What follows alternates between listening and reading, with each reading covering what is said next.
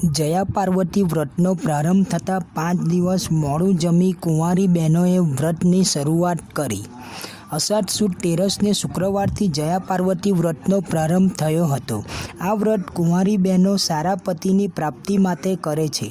એક લોકવાયકા પ્રમાણે આ વ્રત માતા સીતાએ પણ કર્યું હતું. આ વ્રત 5 દિવસ સુધી કરવાનું હોય છે. આ વ્રતમાં કુંવારી બહેનો 5 દિવસ સુધી મોડું જમીને કરે છે.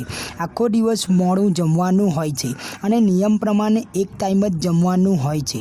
આ વ્રતમાં કુંવારી બહેનોએ શંકર પાર્વતીનું પૂજન કરવાનું હોય છે અને સાથે વાવેલા જવારાનું પણ પૂજન કરવાનું હોય છે.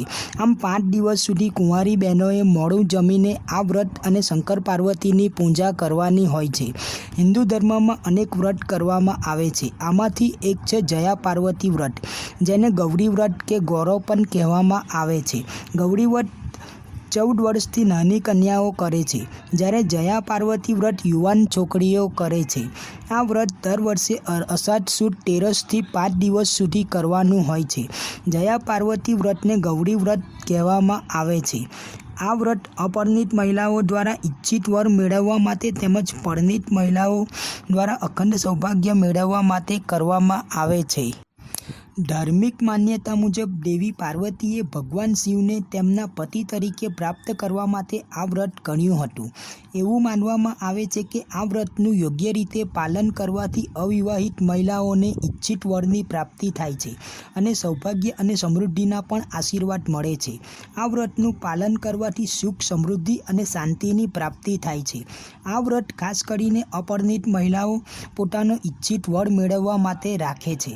જયા પાર્વતી વ્રત રાખવાથી અવિવાહિત કન્યાઓને ઈચ્છિત જીવનસાથી મળે છે અને સારા પરિણામ પણ મળે છે. એક દંતકથા અનુસાર દેવી પાર્વતીએ ભગવાન શિવને તેમના પતિ તરીકે પ્રાપ્ત કરવા માટે આ વ્રત રાખ્યું હતું. જયા પાર્વતી વ્રતનું પાલન કરવાથી સૌભાગ્ય અને સમૃદ્ધિ મળે છે. ધાર્મિક માન્યતા છે કે આ દિવસે દેવી પાર્વતીની પૂજા કરવાથી પારિવારિક જીવનમાં ખુશીઓ આવે છે અને સંતાન સુખ પ્રાપ્ત થાય છે. પરિણીત મહિલાઓ અખંડ સૌભાગ્ય પ્રાપ્ત કરવા માટે આ વ્રત કરે છે. જયા પાર્વતી વ્રત દરમિયાન મીઠું વર્જિત છે.